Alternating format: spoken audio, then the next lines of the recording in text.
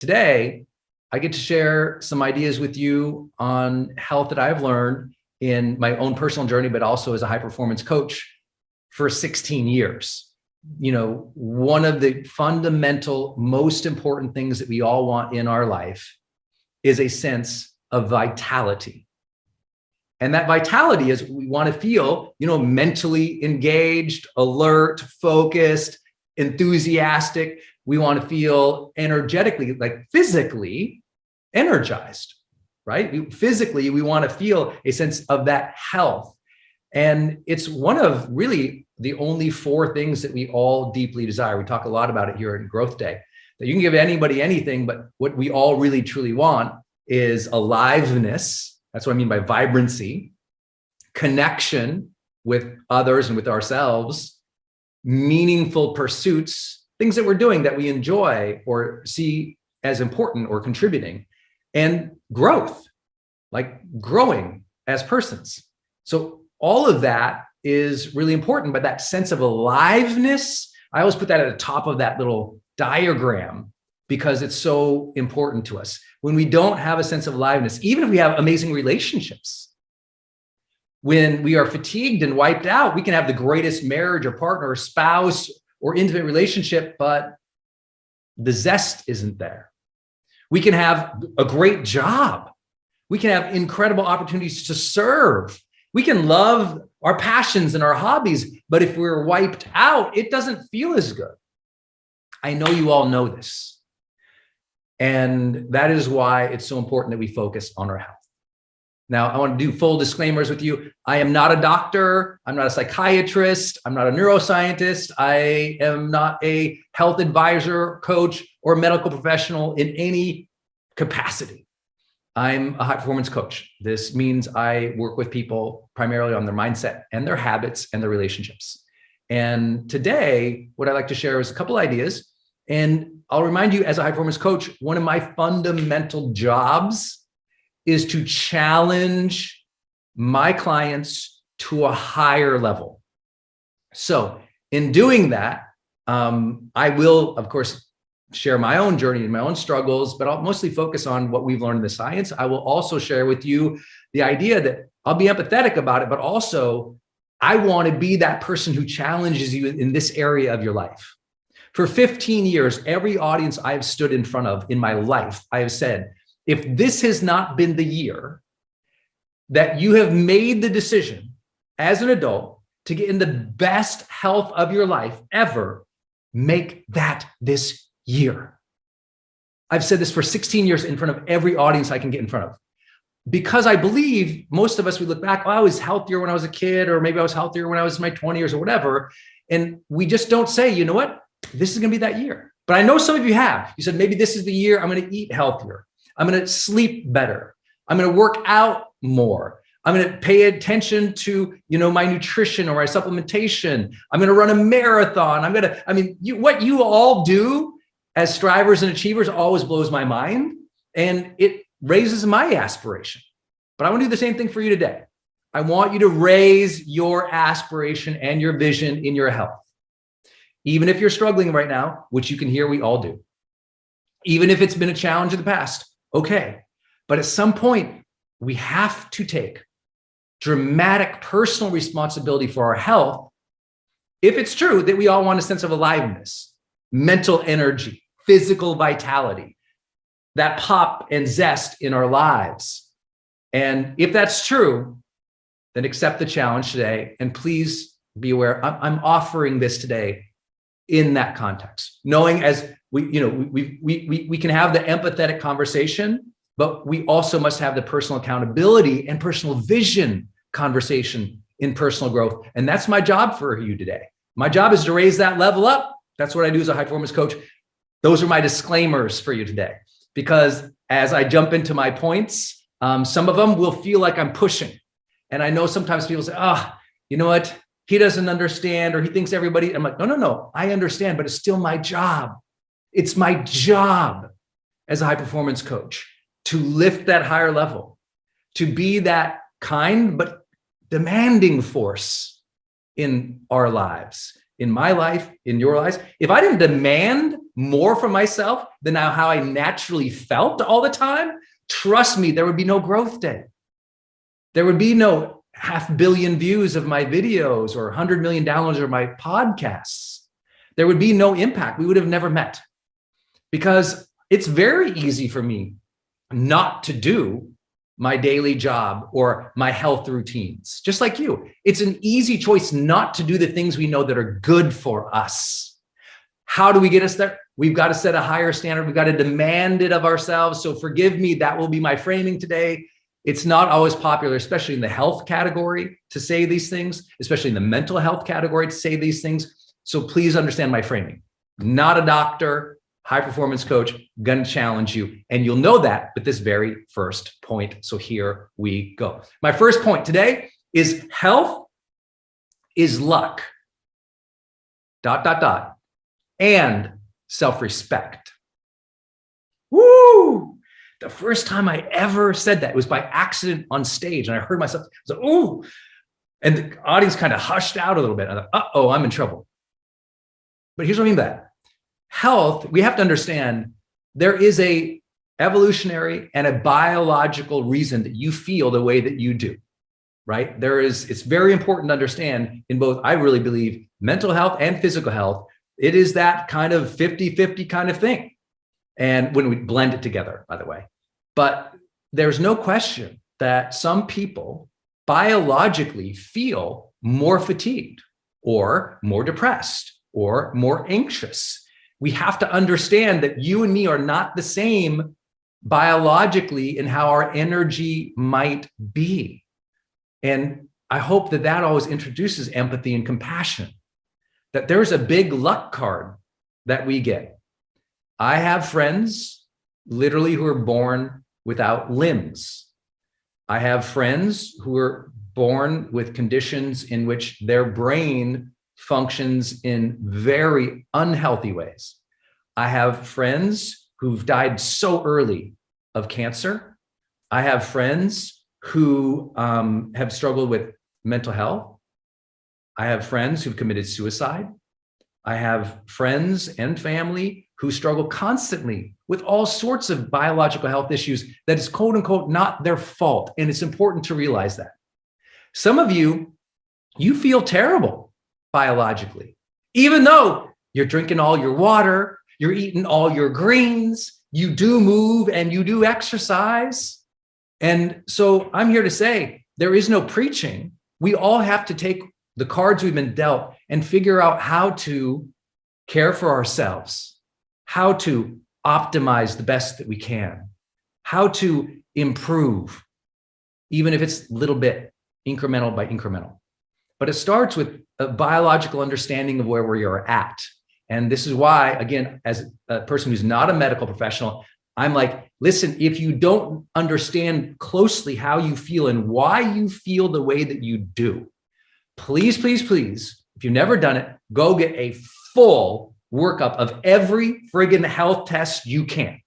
As an adult, as somebody who's accountable for your health, go get the blood tests, go see the nutritionists or the dietitians, go work out with the trainer, go literally do all the genetic testing that you can do to understand what's up with you. I always tell the story of a friend of mine who's one of my partners in one of my businesses, one of my best friends in the world, who discovered at the age of 40 that, every morning he always had the sniffles and his nose was running and he's clearing his throat and everything. And found at the age of 40 that he was allergic to eggs. At the age of 40. Didn't know, spent 40 years having these reactions that made him fatigued and blowing his nose and everything because he was allergic to eggs. And I think that's a sad thing about our society, is that we're not taught or trained or honestly empowered or equipped or served with some simple health support when we're young that says, hey, look, seems like you're allergic to this thing. Don't eat it. I mean, how is that not part of our educational process, right? Or healthcare system that, of course, we would all find out very early on and be tested multiple stages of our life, including every new decade. What are we allergic to? What preconditions might we have? What's our genetic what's our genetic makeup leading us towards? So this is where I say health is luck, right? Health might be luck, but it's your job to be aware. Your job, no one else's. No one's going to come and save you here. You've got to do the testing and see the medical professionals and dietitians and people who can help you optimize and care for your body. I believe that has to be something we demand of ourselves. It's not served to us, at least not in the society I live in. So we have to take accountability for that. So health is luck, ... But here's the thing. It's also self-respect and self-love.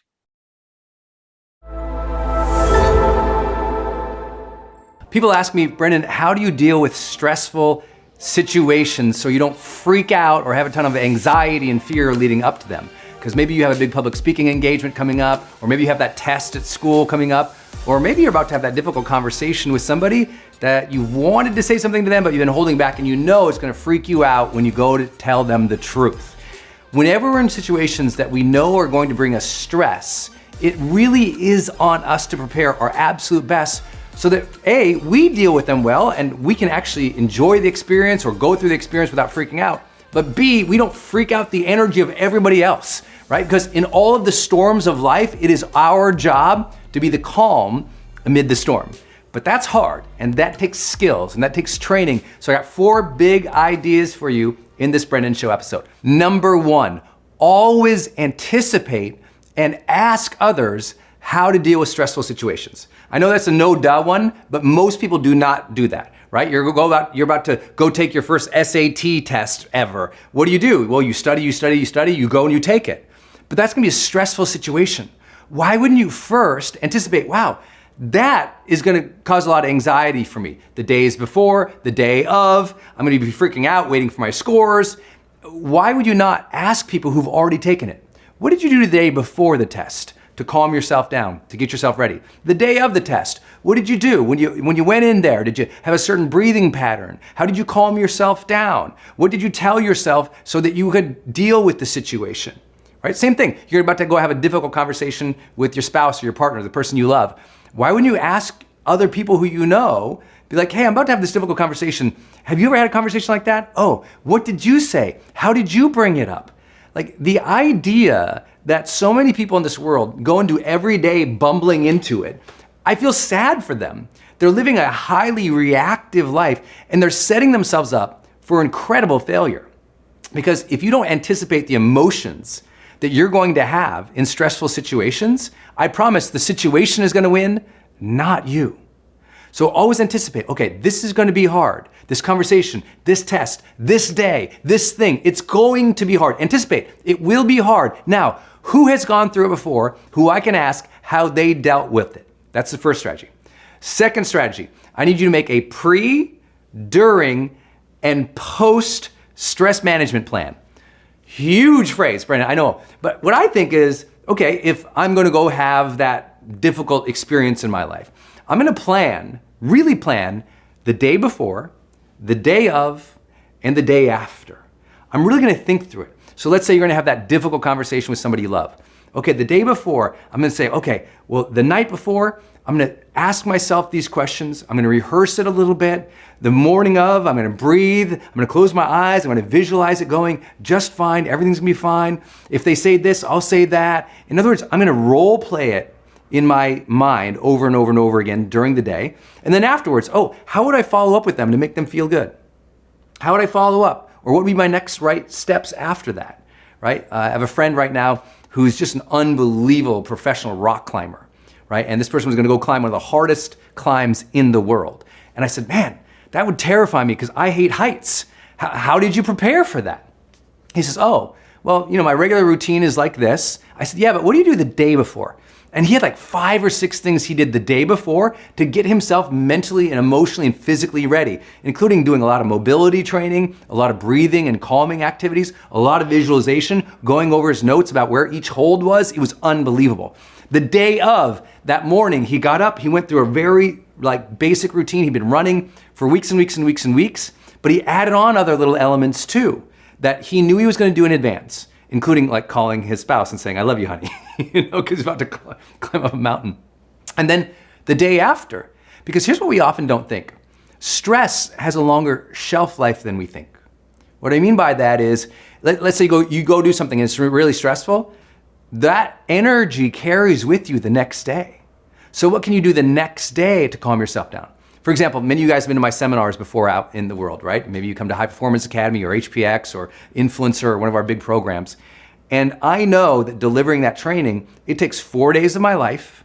I'm on stage for anywhere between 7 to 14 hours a day, depending on the event, and standing up that whole time. Delivering that seminar is one of the hardest things I do in the world. Well, guess what? I gotta plan my stress management after it, because after it, my adrenals are all blown out, I'm exhausted, and I'm thinking, okay, I gotta recover from this. So I plan my recovery well in advance of that situation. So what can you do before, during, and after to put yourself in a good place so that you can really deal with the stress? Number 3, I do need you to visualize and role model over and over and over again. Now, I know I referenced this a little bit when I talked about what to do during the stressful situation or the day of. I think it's incredibly important that if you know you have something stressful coming up, that you visualize it over and over and over again, that you play it in your mind over and over and over again. But here's a difference, okay? Fear-mongering or worrying is thinking about it and seeing it go bad every single time. Visualizing is seeing you show up confident, capable, doing a good job. Confident, capable, doing a good job. I want you to, every single time, visualization should be a positive thinking exercise where you're seeing the situation and you're seeing yourself handle it well, but you're also noticing the things that are difficult. What if they say this, or what if they say that? And you're kind of like scenario planning. If she says this, then I'll say that. If he does this, then I'll do that. But keep the momentum going and visualize the thing all the way through. Right? My friend, the rock climber, he doesn't just visualize, the start of the climb. He visualizes the entire climb until he's standing on top of the rock and their success. So I want you to visualize the entire scenario. What most people do is they visualize a little bit of the scenario, they feel anxiousness and worry, so they stop visualizing, or they catastrophize. They start seeing it going bad, bad, bad, bad, bad, and they never walk the entire thing through. Right? I want you to walk the entire thing through, see the entire thing, and force yourself to see it going well. Force yourself to see it going well. Force yourself to see it going well. Then I want you to pair it with role modeling.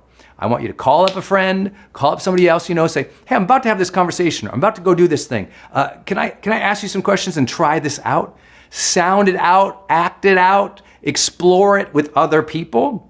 There's very few things I do in my life that I haven't already talked with somebody through, right? Before my meetings, before my conversations, before a lot of my online courses, I'll sit down and I'll literally try out the words on people. What do you think of this? What do you think of that? And I'll get feedback from them, and that makes me think more deeply about it. And when I think more deeply about it, suddenly the stress isn't so front of house, because in my mind, I'm already prepared. Preparation can get rid of a lot of stress.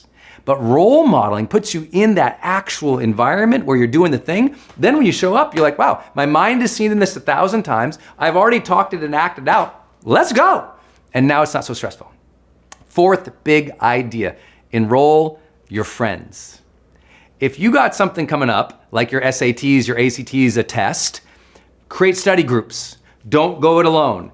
Create a study group of some friends where you guys create a regular schedule where you're studying and you're getting ready together. Right? That camaraderie of things. Same thing, if you're gonna go run a marathon, it's gonna be this big scary thing. It's your first marathon ever. If you've been running with a group of people, they know by science that no doubt you will perform better and less anxiously because you've prepared with other people. Almost everything you do in your life, you should think, how do I enroll friends or find peers to do this with them so I stay on the journey? When you have friends or others involved, we know from social sciences that you're more likely to stay committed, stay consistent, and succeed.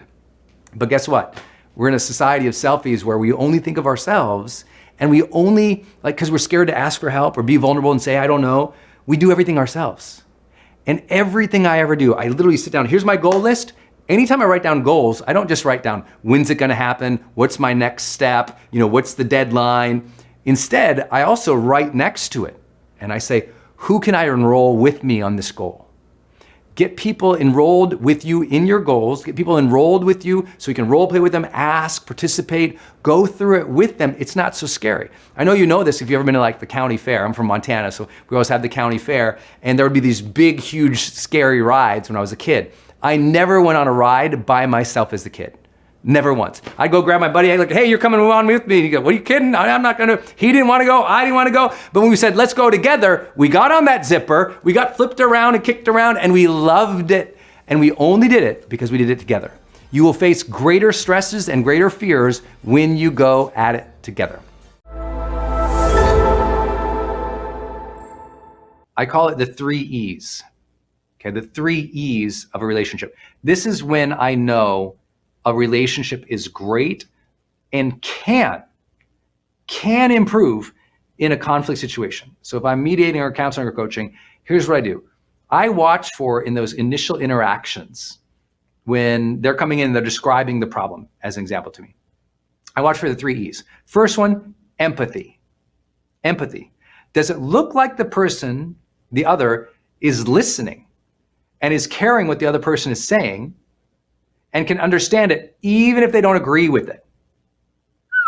Can they understand it even if they don't agree with it? That's a big one for me. Can they understand it even if they don't agree with it? That to me is empathy. They care that the other person is hurt or confused or upset about something. Like there's just empathy. Often it's nonverbal. I can see that. The nonverbal stuff is the easiest. But often what people don't understand is a lot of times empathy looks like listening.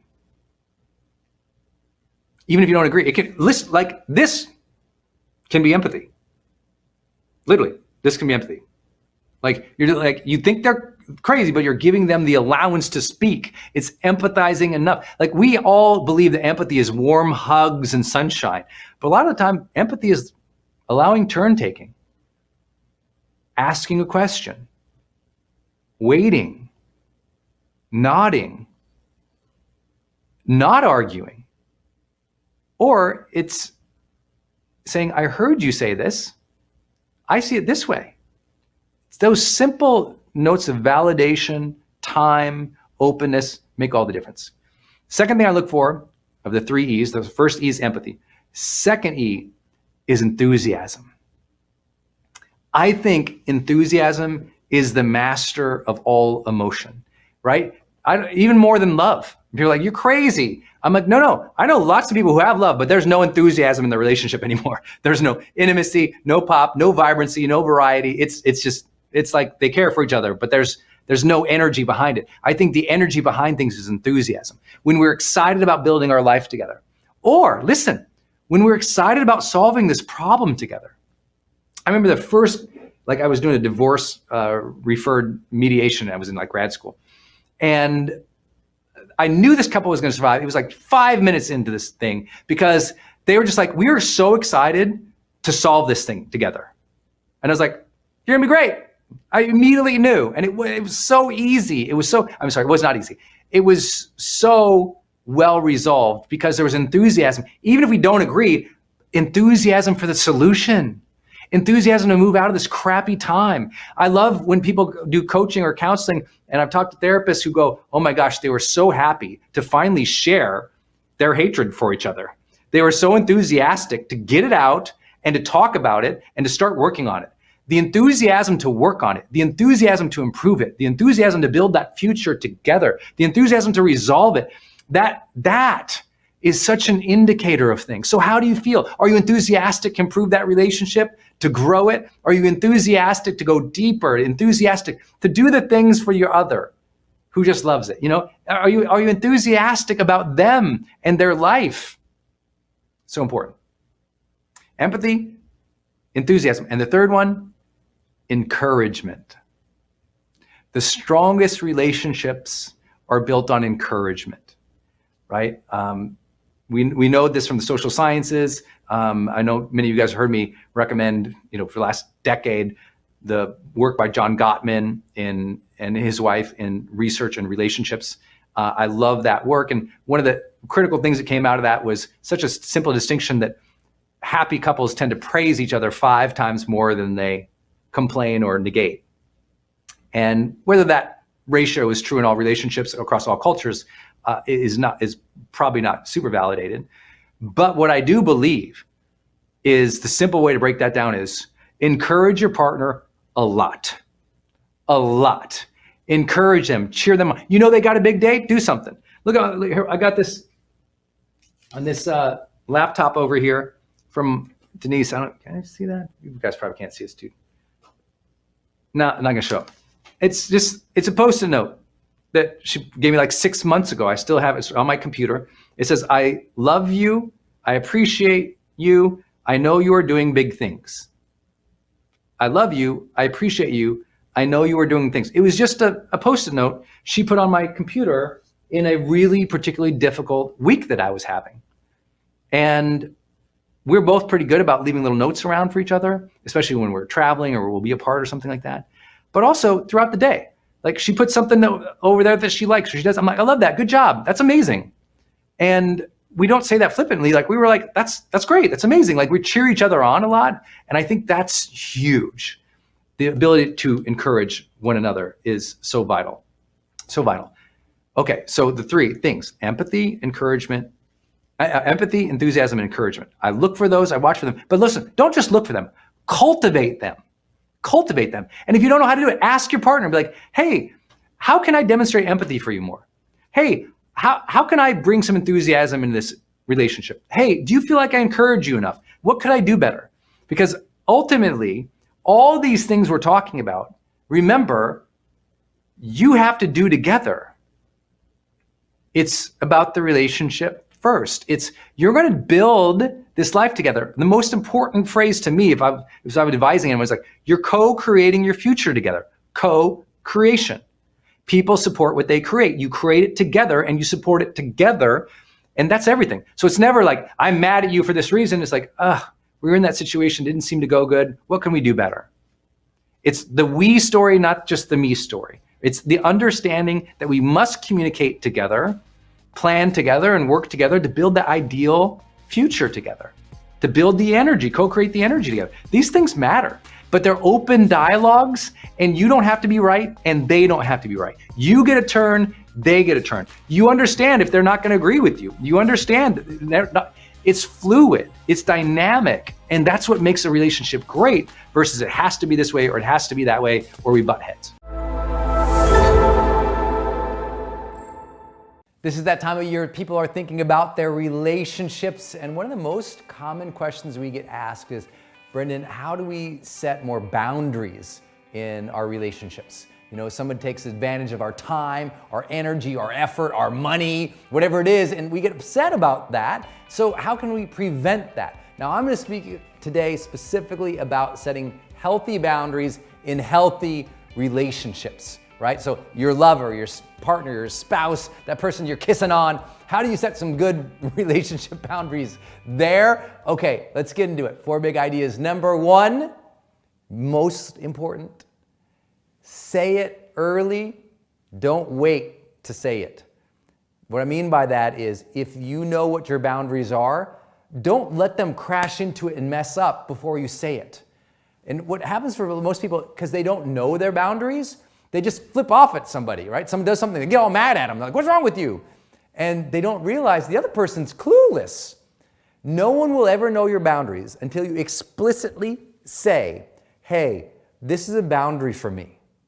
Let me say that again. No one will ever know it. Here's what happens, especially when people are new or young in a relationship, they try to set little hints. You know, someone does, their man does something, they're like, oh, honey, I wish you wouldn't do that. And they're like, that's all they say. That is not enough, okay? Men, by the way, are thick in the head. They need explicit, direct communication. If you set little hints or little traps, they're not gonna figure it out, ever. Not 5 years in the marriage, not 10 years. Boundaries need explicit communication. You need to say, hey, you know what? This is a real boundary for me. I'm not able to do that. I don't like that. This thing is really important to me. If you don't explicitly say it, they will never understand it or try to respect it. So if you got someone who's disrespecting you or not understanding you? Is it because you haven't been explicit with them yet? At least start there. Trust me, start there. So maybe sit down and go, okay, think about the person you're in love with right now and say, okay, what are my real boundaries? What don't I want to talk about? What don't I like that they do? What do I not want to compromise again on? Where do I not want to feel like I'm too vulnerable? Or where do I want to open up? Like, you need to know your boundaries. And if you don't ever expect them to, and never get mad at them when they bounce into it. The most important thing, this is number 2, never get upset when someone bounces into your boundary. Ever.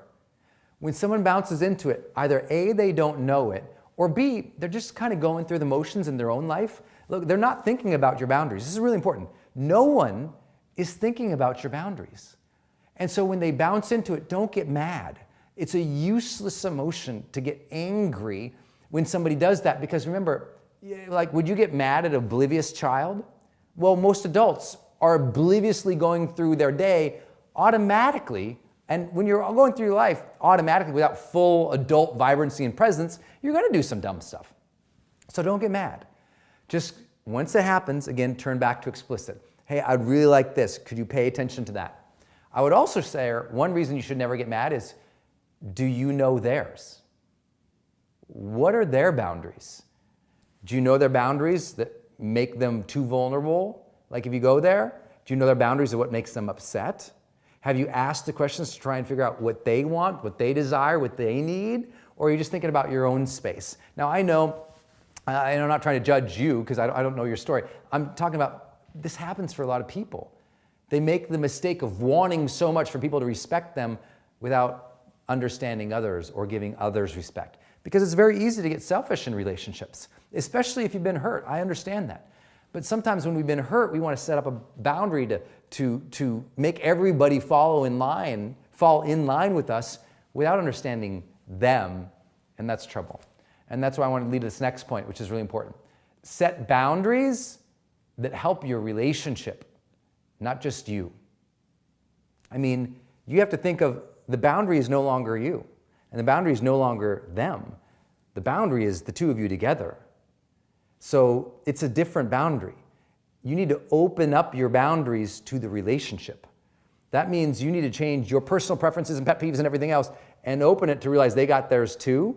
Your boundaries as a couple should always be expanding between the two of you. Your trust should expand between the two of you. Your love should expand between the two of you. Your faith in each other and confidence in each other, that should expand between the two of you. Meaning, boundaries are never set. In a relationship, you should be pushing them. Be more vulnerable on your 5th date than you were on your 1st date, than you were on your 1st year versus your 6th year. Like, continue to grow and open up that boundary. It's so important. But realize, if all the boundaries you have are to protect yourself, you're not setting boundaries for the relationship. You're just being a single person in a silo in a relationship. Real relationships have boundaries for themselves. What do I mean by that?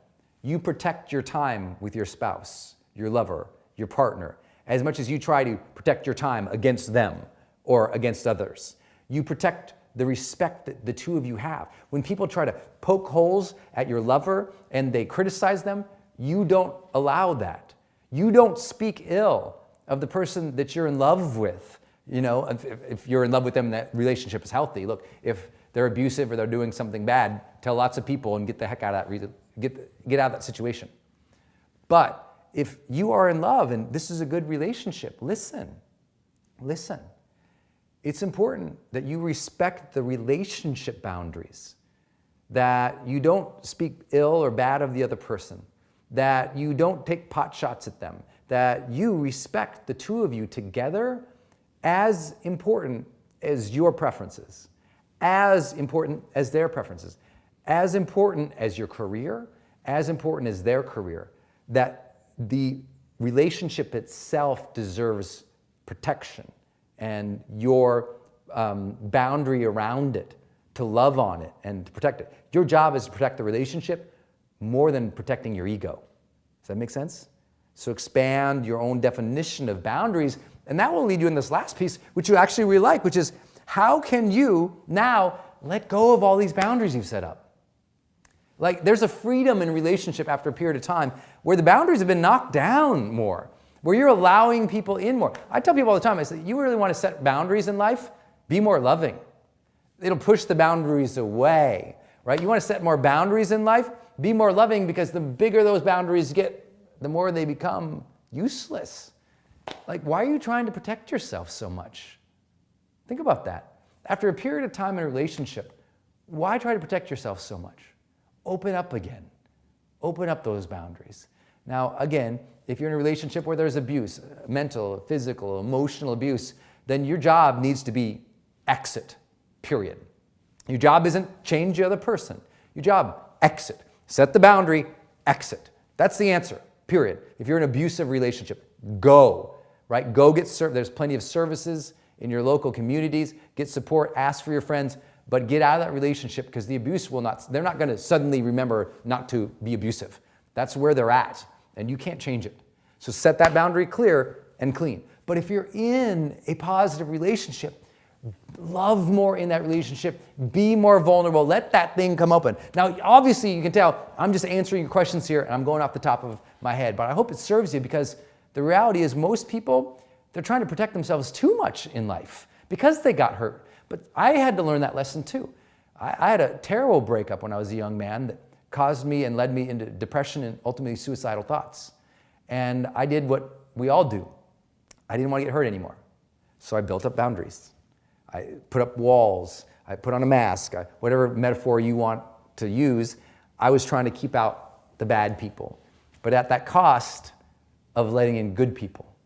So I always say, sometimes in our own boundaries, in our own efforts to protect ourselves, we block out the very things that we so desperately desire. So it might actually turn out in your life, you didn't need more boundaries, you need to let a few of them go. Be vulnerable, be open to the universe, be open to your spouse, your lover, your partner again, and you'll feel a different kind of energy enter that relationship that you will sense is a big part of the charged life.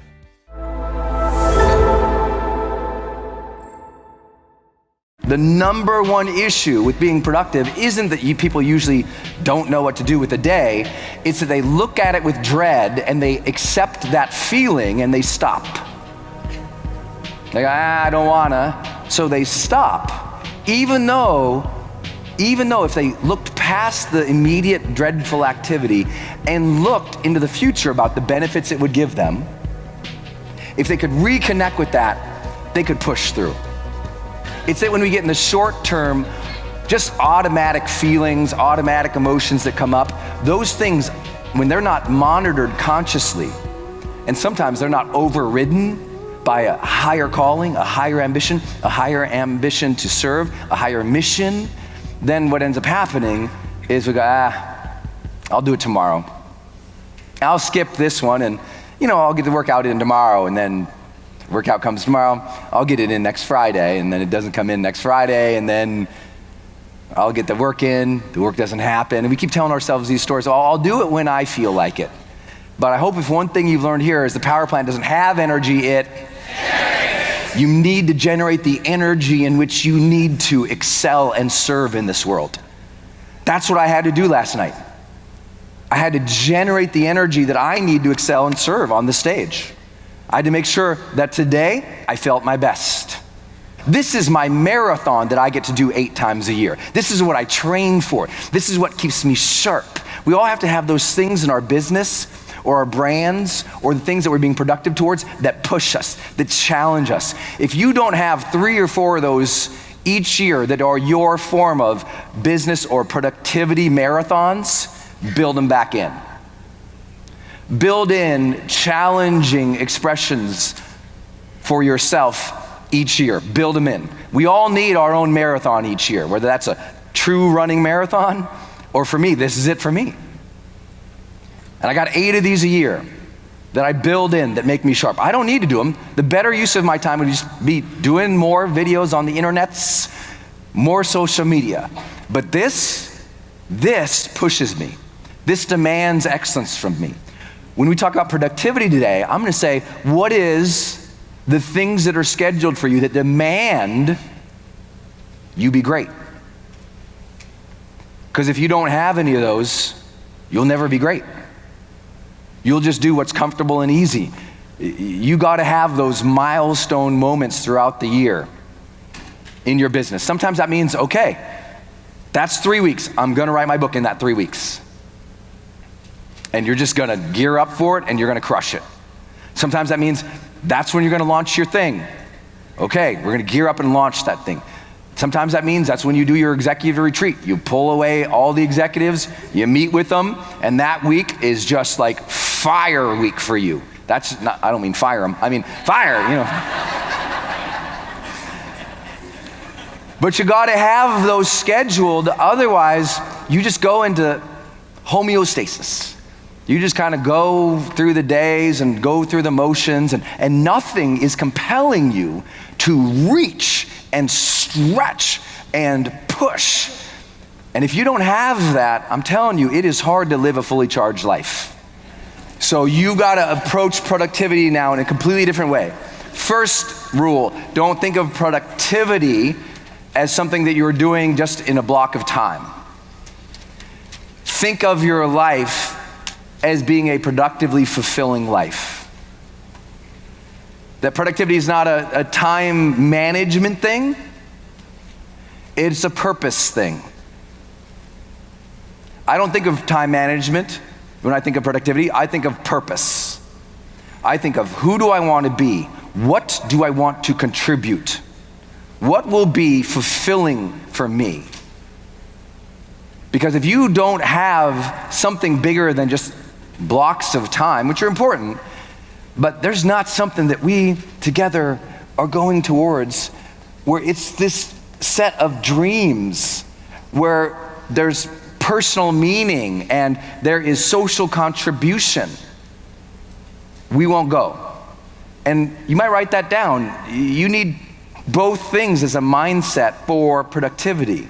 Personal meaning, meaning you care about it, you like it, it's intrinsically valuable to you. You feel like me doing this is important because I like it, I enjoy it, it's important. That's personal meaning. The other aspect of productivity is social contribution. I have to see what I'm doing is going to matter to somebody. It's going to make a difference. And if we don't look at productivity that way, we'll just be like, it feels like a task. But if we can assign some meaning and social contribution to our tasks, everything can change. But ultimately, those things have to come together in something to be productive for. Like I'm like, what am I productive for? It took me a long time to figure that out for myself, based on what I do. What am I productive for? Well, at the personal meaning wise, I'm productive because I want that vibrancy of being a creative human being. I want to be productive because I want to feel like I'm creating and expressing myself. That's the personal meaning for me. I also want to be a productive person because the social contribution.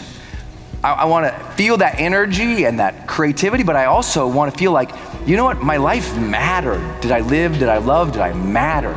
Did I create some outputs? Did I create something or do something that helped somebody or moved the needle or made a difference or a contribution? This can be your day for personal growth. This can be that day you committed to and you remember and you go, that was the day I got myself a community. I got better coaches. I committed to making my life the absolute best that I could. This is that day. Make today your growth day. Click the button on this page and sign up right now.